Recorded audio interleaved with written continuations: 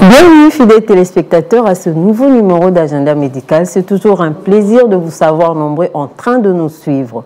La contraception comme outil de liberté individuelle permet justement de décider du moment opportun pour avoir un enfant.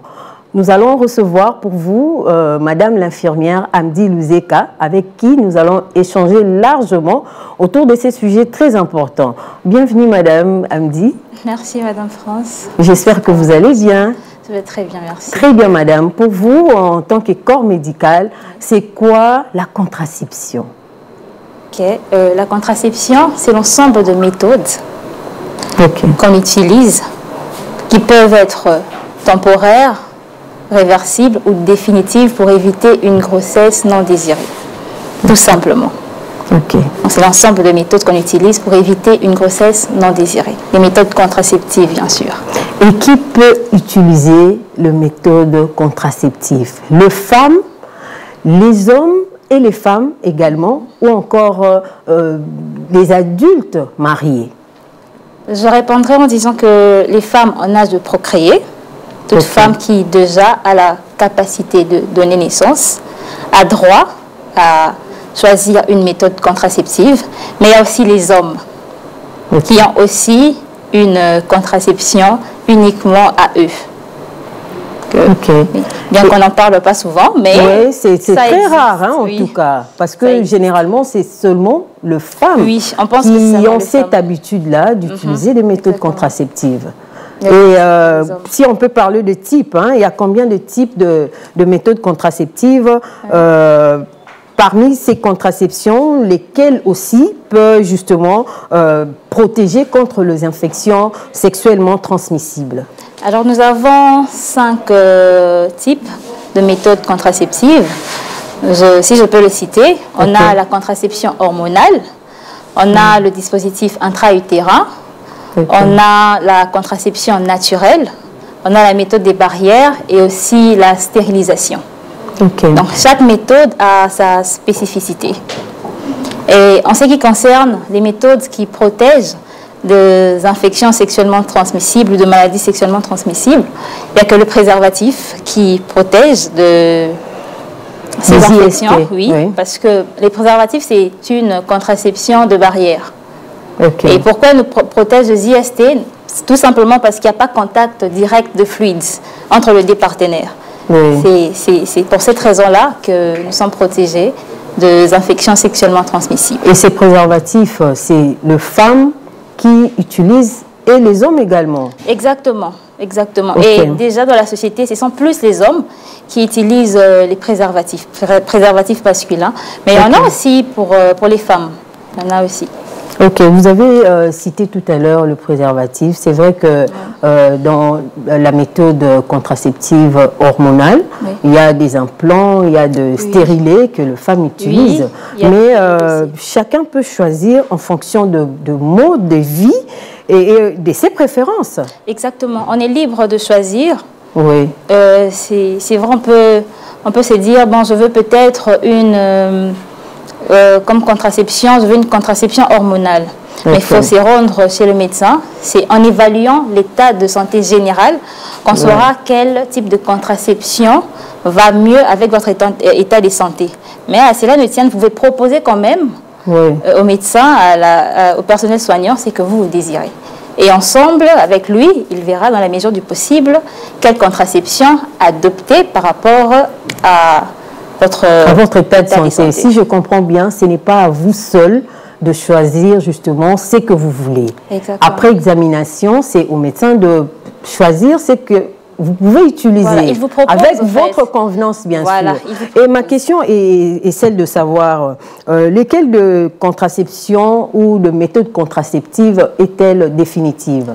Nous en avons deux. Ok. Oui, on peut dire. La méthode proprement dite, c'est la méthode de stérilisation. Elle est définitive. Dans la stérilisation, nous avons deux méthodes. On a la vasectomie. Oui. Là, c'est une contraception exclusivement masculine. Oui. C'est juste pour les hommes. Pour les hommes. Oui. Les gens n'en parlent pas souvent parce qu'on pense que la contraception, c'est juste à la femme. Non, mais l'homme aussi doit participer à cela. Et puis pour la femme, on a la ligature des trompes. Oui. Une fois que c'est fait, en tout cas, là, c'est une contraception définitive. Là, on suppose que vous avez déjà des enfants. Exactement. Et vous allez faire la ligature de trompe. Exactement. Et pour les hommes, la vasectomie, on suppose que vous avez déjà eu des enfants. Oui. Oui. Bien qu'il y a des hommes qui se disent, bon, peut-être qu'ils ne veulent pas avoir des enfants, mais ayant une vie un peu compliquée, ayant des aventures ici et là, s'est dit, bon, je peux aussi opter pour cette contraception. Là, c'est définitive. Vous avez utilisé cette méthode et vous n'aurez plus jamais des enfants. Non, non. Ok, docteur, madame l'infirmière, excusez-moi. Et pensez-vous que les hommes sont suffisamment impliqués dans ces domaines? De nos jours, hein, s'ils sont suffisamment impliqués, et pourquoi ils sont impliqués et comment sont-ils impliqués? De nos jours, je ne dirais pas qu'ils sont impliqués parce que on n'en parle pas souvent. Quand on parle de contraception, on voit plus la femme. Oui. Or, dans un couple, allons comme ça dans l'exemple d'un couple, il n'y a pas que la femme, il y a aussi l'homme. Oui. Mais on donne toute cette charge de la contraception à la femme. Alors que l'homme aussi peut participer en adoptant peut-être pour une vasectomie ou bien l'utilisation de préservatifs parce que c'est les deux moyens qu'il a entre ses mains et n'est pas toujours dire que non, c'est la femme qui doit peut-être faire une ligature de trompe ou bien avoir un implant ou autre méthode.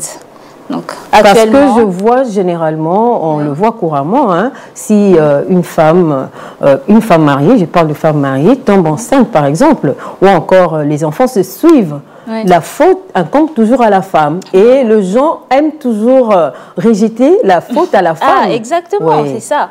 Exactement. Or, la responsabilité, ce n'est pas seulement à la femme, la responsabilité est partagée. Oui, c'est la responsabilité du couple. Dans le couple, c'est les deux personnes, l'homme et la femme. Donc, ils doivent partager cette responsabilité-là. À chacun sa part. Ok. Et selon vous, en tant que corps médical, à partir de quel âge peut-on accéder à une contraception? C'est vrai que vous avez parlé de la femme lors de la phase procréative. Elle peut déjà accéder, mais à partir de quel âge normalement? Comme aujourd'hui déjà à 15 ans. Ok. On a des jeunes filles qui deviennent mères déjà à 15 ans. Sous d'autres cieux, oui, elles ont accès à la contraception. Tout justement pour éviter des grossesses non désirées. Donc moi, je me dis, s'il faut fixer un âge, bon, je ne suis pas totalement d'accord. Je préfère dire qu'une fois que la femme peut procréer, si elle souhaite évidemment avoir une méthode contraceptive, ce n'est pas un problème. Il faudrait l'initier, l'expliquer comment ça se passe pour éviter qu'elle contracte une grossesse non désirée qui peut-être plus tard pourrait causer de conséquences un peu lourdes. Est-ce que vous, dans votre métier, vous faites des sensibilisations pour pouvoir justement sensibiliser les jeunes? Parce que vous avez parlé de la sensibilisation. Oui, oui. On fait de la sensibilisation, mais toutefois, il ne faut pas s'arrêter, il faut élargir le champ. Il faut élargir. Il faut qu'il y ait une éducation complète, une éducation sexuelle complète, dans le sens où il faudrait créer de centres de santé sexuelle où les jeunes hommes ou femmes peuvent se retrouver afin d'être informés sur leur sexualité et savoir qu'il faut-il faire en cas peut-être, parce que oui, ce qu'on conseille c'est l'abstinence, mais c'est ce qui est généralement conseillé. Voilà, oui, à un certain âge. Oui. Mais pour ceux qui ne optent pas pour l'abstinence, il faudrait quand même les faire voir les autres options et comment s'y prendre. Donc là, il y a le centre le centre de santé sexuelle qui peut en parler, mais aussi il y a le rôle de la famille, les parents notamment. Oui, parce que tout doit aussi commencer à la maison. Justement. Oui. Les enfants grandissent, les parents doivent savoir qu'à un certain âge, les enfants grandissent, il faut les expliquer, en fait, leur parler de leur sexualité. Oui. Ils doivent connaître ce qui peut arriver quand on pose un tel acte. Oui. La conséquence, c'est celle-ci. Enlever un peu dans la tête Oui, ces côtés tabous, voilà. Ouais, pour dire que non, c'est impossible de parler de ces sujets avec mon enfant ou mes enfants. C'est tout à fait normal. C'est d'ailleurs prévenir Ouais. l'enfant. Et en dehors de la maison, on a aussi le milieu scolaire. Oui. Je crois qu'il y a un cours d'éducation à la vie. À la vie. Oui, ça peut aussi être une occasion. Je ne sais pas si on en parle. Nous, quand on étudiait encore, on n'en parlait pas. Toujours. On n'en parlait pas. J'ai jamais entendu parler de contraception quand j'étais encore élève. Élève, ok. Mais je pense que c'est aussi un moyen. C'est vrai, peut-être qu'ils ne peuvent pas tout dire. Mais pourtant, c'est le but de ces cours. Voilà. Il faut qu'il y ait sensibilisation de ces côtés-là avec le cours d'éducation à la vie. C'est ce qu'ils doivent faire. Expliquer au moins, même en résumé, en quoi est-ce que ça consiste. Oui. Pour éviter qu'il y ait plusieurs grossesses non désirées. Aujourd'hui, la plupart des jeunes, si vous allez dans certains coins de la ville, vous verrez que de 15 à 22 ans peut-être, il y a beaucoup d'éphémères. Oui. Et si vous cherchez à savoir pourquoi, je lui demande, tu connais un peu la contraception? Qu'est-ce que c'est? Elles n'ont pas été informées. Le problème, c'est l'information. L'information. Elles n'ont pas été informées. Or, si elles étaient informées au préalable, je pense que peut-être qu'il y en aurait eu, mais avec un faible taux. Oui. Et s'il faudrait renchérir quand même, c'est que vous avez dit tout à l'heure, non seulement la maison, les parents, mais l'église aussi, par exemple. Oui, évidemment, oui. Ils doivent sensibiliser aussi les encadreurs de jeunes. Exactement. Sensibiliser les jeunes, les en parler pour qu'ils puissent mieux comprendre, savoir ce qu'il faut faire dans la vie et tant que jeune. Exactement. Là, et les départements de la jeunesse à l'église, ils peuvent intégrer ça, même une fois tous les 3 mois, en parler, ça serait une bonne chose. Justement, ce n'est pas sorcier, hein? Ce n'est pas aussi péché. Non, ce n'est pas péché, c'est biblique. Oui, même la Bible nous parle de la sexualité et ce n'est pas un péché. Et à votre avis, madame, quelles sont les principales difficultés, puisque nous avons parlé de la sensibilisation, les principales difficultés qu'ils connaissent ou qu'ils rencontrent le jeune, oui, pour avoir justement l'accès à la contraception? Déjà, comme je l'ai évoqué tout à l'heure, la première difficulté, c'est le manque d'information. Je ne peux pas accéder à quelque chose tant que je n'ai pas l'information. Donc, je dois être informée qu'il y a la contraception qui existe. Donc, on a le manque d'information. On a aussi la peur de la stigmatisation. C'est que pensent les autres. Oui, ça aussi. C'est ça aussi notre crainte. C'est que pensent les autres. Qu'est-ce qu'ils diront? Si je m'intéresse à ce sujet, qu'est-ce qu'ils vont penser de moi? Et troisièmement, je pourrais ajouter les barrières socio-culturelles, telles que la religion. Dans certaines religions, la contraception n'est pas acceptée. Or, c'est un moyen qui juste permet d'éviter des grossesses non désirées. Ça apparaît comme un péché, je l'avais dit tout à l'heure. Donc, il y a ça, il y a aussi les enjeux liés à la confidentialité. Il y a certains jeunes qui ont peur. Je peux aller voir, ils se disent, je peux aller dans un centre de santé sexuelle, mais qu'est-ce qui me garantit qu'il y aura cette confidentialité-là? Que ce qui me concerne ne restera qu'entre moi et les personnels soignants qui m'ont reçu. Justement. Il y a aussi ce côté-là de confidentialité. Parce qu'on dit que dans le domaine médical, la confidentialité doit régner. Vous pouvez venir à deux, mais je ne dois pas m'entretenir avec vous deux en même temps. Au moins que vous soyez un couple, vous dites, justement, si vous recevez un couple, par là exemple. C'est normal. Mais des personnes qui viennent séparément, à chacun son tour.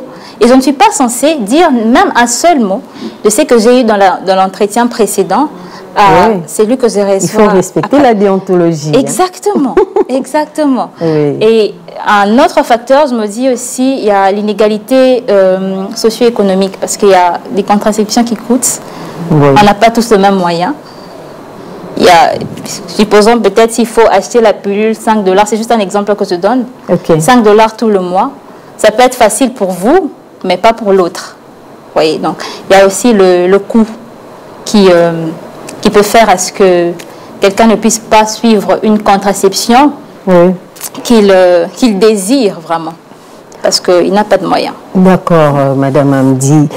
Comme l'indique notre thématique, la contraception, liberté, responsabilité ou choix éclairé. Dites-nous un peu, qu'est-ce que signifie pour vous la liberté en matière de contraception? La liberté dans le domaine de la contraception, elle fait juste référence au droit et à la capacité des individus à choisir librement. Librement, comme on dit liberté, donc il faut être libre. Librement des contraceptions qu'ils souhaitent adopter et qu'est-ce que je dis? La contraception veut accéder à une contraception et le type de contraception. D'abord, on a l'effet que la personne désire une contraception et aussi quel type de contraception elle veut suivre. Là, donc, vous dites qu'on ne doit pas imposer, vous devrez vous-même désirer la contraception. Exactement, on ne doit pas imposer. Je désire quelque chose, j'entends parler de la contraception, pardon, et je désire cela, je veux me renseigner, qu'est-ce que vous me proposez? Je veux voir. Et puisque je m'étais aussi renseignée, j'ai une idée. Je peux dire, moi je veux peut-être, supposons que c'est un homme, il dit, je veux une vasectomie. Quelqu'un peut lui dire, non, pourquoi? Tu es un homme, il faut laisser la charge à la femme. Mais comme il sait que la contraception est une responsabilité du couple, il tient à ce qu'on lui fasse une vasectomie. Donc il est libre de ses choix. Il est libre d'accéder à la contraception et choisir la méthode qu'il souhaite suivre. Dites-nous, Madame Hamdi, comment peut-on... vous avez parlé de l'information, bien sûr, mais s'il faudrait que cette information soit bien élargie pour que le jeune puisse mieux comprendre, est-ce qu'il y a une éducation sexuelle essentielle? Ici, dans notre pays, bien sûr. Dans notre pays... Peut-être dans certains coins, ces questions, ça n'est pas répondu partout. Oui, mais je crois qu'il y a des coins parce que l'OMS, je crois, soutient cela d'ailleurs. Il y a quand même des campagnes pour la contraception. J'en ai vu quelques-unes. Et je me dis, il faut peut-être le faire un peu plus souvent parce qu'on remarque qu'il y a ces jeunes-là qui ne sont justement pas informés jusqu'à présent. Parce que si c'était le cas, on verrait quand même le taux des grossesses non désirées baisser. Réduit, oui, réduit exactement. Mais ce n'est pas le cas. Je crois qu'il faudrait multiplier des efforts. Il y a beaucoup plus de naissances. Il y en a beaucoup plus. Il y en a beaucoup plus. Donc je me dis peut-être soit l'information n'est pas bien accumulée, ou bien n'est pas donnée à une fréquence qu'il fallait. Donc il y a plusieurs facteurs qui entrent en jeu. Et nous avons parlé ici de couple. Comme on a parlé de couple, êtes-vous d'accord avec l'idée que la contraception est une responsabilité partagée dans un couple? Expliquez-nous un peu avec plus de détails. Entièrement d'accord. Entièrement d'accord dans le sens où c'est... Vous avez bien dit un couple. Ce n'est pas une seule personne. On a l'homme, on a aussi la femme. J'ai évoqué une méthode contraceptive qui parle de la stérilisation. Dans cette méthode, on a la vasectomie pour l'homme et la ligature de trompe pour la femme. Et si vous voyez dans les méthodes contraceptives, pour l'homme, jusqu'à ce jour, il n'y a que deux moyens. Il y a le port du préservatif et la vasectomie. La femme, elle a un large spectre. Elle a vraiment plusieurs choix. Mais il pourrait y arriver que l'homme se décide de ne pas laisser toute la charge à la femme. Il s'est dit, moi, je vais opter pour une contraception. Ça serait maintenant à lui de voir s'il veut opter pour le port du préservatif ou bien carrément pour la vasectomie. C'est pourquoi je dis que la responsabilité, elle est partagée parce que la contraception inclut deux personnes qui vivent ensemble et qui partagent leur vie. Donc, pour un couple, c'est vraiment normal. Pour les personnes qui ne sont pas en couple, ça dépend encore. Là, c'est quand même assez compliqué. Parce que quand tu n'es pas marié à quelqu'un, à un homme, tu lui dis de faire une vasectomie. Mais il peut dire que cette personne a un problème avec sa tête. Parce que vous n'êtes pas marié. Pourquoi tu vas... Comme c'est irréversible. C'est irréversible. Vous n'avez pas encore d'enfant. Vous ne pouvez pas en arriver jusque-là quand même. C'est irréversible. Il ne peut quand même pas prendre un aussi grand risque comme ça. Et vous avez parlé de toutes les méthodes de contraception, est-ce qu'il y a quand même des conséquences? Il faut qu'on en parle, hein? Il y a quand même des conséquences avec toutes les méthodes que vous avez citées ici. Parce que les femmes utilisent généralement de pilules, des implants, aussi de stérilets, des anneaux. Il y en a plusieurs comme ça. Est-ce qu'il y a des conséquences avec tout cela? Bien sûr, il y a des conséquences au-delà des avantages. Oui, il y en a. Okay. Comme je l'ai dit, on a 5 types de contraception. Premièrement, on a la contraception hormonale. Dans la contraception hormonale, on a les pilules contraceptives, on a les anneaux que vous avez cités, les implants. Et à chaque femme, la réaction de l'un de ces dispositifs peut être différente. Certaines qui disent, voilà, j'ai des céphalées depuis que j'ai peut-être un implant ou depuis que j'ai un dispositif intra-utérin. J'ai tel symptôme, il y a des nausées, des vomissements, il y en a plus, mais seulement ça diffère d'une femme à une autre. Oui, à une autre, d'un corps à un autre. Donc c'est vraiment différent. C'est vrai que je ne dirais pas que, même les méthodes barrières, parce que dans les méthodes barrières, on a le port du préservatif. Ça peut arriver, bien que ça nous préserve d'IST, des infections sexuellement transmissibles, mais il peut y avoir qu'il y ait défaut de fabrication. C'est ça aussi. Peut-être qu'il y a un truc quelque part. Sans le savoir, l'inconvénient peut être que si la femme était en période ovulatoire, elle peut facilement contracter une grossesse. Donc c'est aussi un inconvénient. C'est pas parce que ça nous protège des infections sexuellement transmissibles que voilà, c'est au top, il n'y a aucun inconvénient. Non. Dans toutes les méthodes contraceptives, il y a des inconvénients, mais aussi des avantages. Exactement. Et vous, en tant que corps médical, quel conseil donnerez-vous aux femmes ou à toutes les personnes qui utilisent des méthodes contraceptives de continuer ou encore, s'ils utilisent, d'arriver à un stade d'arrêter ou comment? Ou ils peuvent l'utiliser toute la vie? Là, maintenant, ça dépendra, comme je l'ai dit quand on a commencé, de la santé générale, l'état général de la santé de la personne. Parce qu'il n'y a pas de contraception idéale. Non, ça n'existe pas. Parce que ce que j'ai remarqué avec vous, madame, excusez-moi de vous interrompre un peu, apparemment, vous ne dites pas toute la vérité, si je peux le dire. Lorsque nous venons vers vous, en tout cas, généralement, la réponse est qu'il n'y a pas de risque. Mais par après, tout ça, vous le dites ici sur le plateau des Duc Télévision. Mais lorsque vous vous rendez à l'hôpital ou les gens se rendent à l'hôpital, on ne dit rien. On dit toujours qu'il n'y a pas d'inconvénient, il n'y a pas de problème, vous n'aurez pas de problème de santé et tout lorsque vous utilisez. Mais par la suite, vous allez remarquer, donc c'est les manques d'informations, vous allez remarquer que vous avez des maux de tête en excès, vous avez des saignements, ça arrive aussi. Et qu'est-ce que vous allez dire par rapport à tout ça? Par rapport à cela, je dirais que vous aviez été informé, mais l'information n'était pas complète.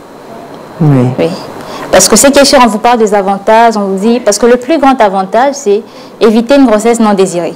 C'est ça le plus grand avantage. Mais il y a un prix à payer pour ça. Il y a un prix à payer pour toutes choses. Et parmi le prix à payer, comme vous avez dit, il peut y avoir des saignements. On peut toutes les deux opter pour une même méthode de contraception, mais avoir différents symptômes. Différentes, comment dirais-je, signes.